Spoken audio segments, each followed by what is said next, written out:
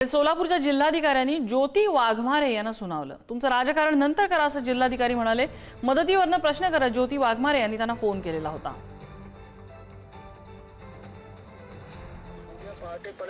पुन्हा तोच परिस्थिती निर्माण होत आहे कारण धाराशिव आणि अहिल्यानगर मोठा पाऊस रात्र झाला है ना।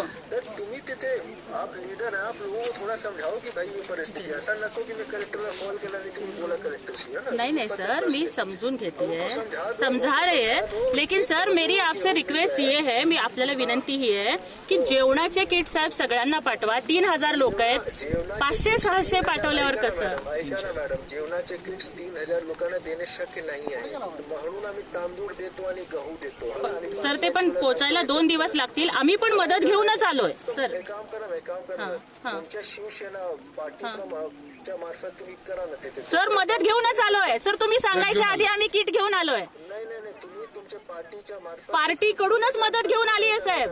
तुम्ही 3000 लोकांची आता मदत करा, 2-3 दिवसात आमचे सगळे सिस्टम होईल सर। आम्ही मदत करायला आलोय, तुम्ही म्हणजे तुम्ही आम्हाला हे सांगायच्या आधीच आम्ही मदत करायला आलोय। नाही तेवढा होत नाही, मला माहिती। किट घेऊन आलोय साहेब आम्ही।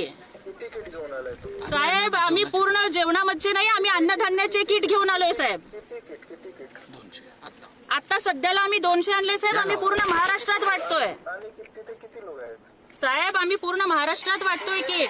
अरे तो तुम्ही तर इथे पूर्ण महाराष्ट्राचे तर तुम्ही नाही आहात ना, तुम्ही तिकडे किती लोक आहेत आता?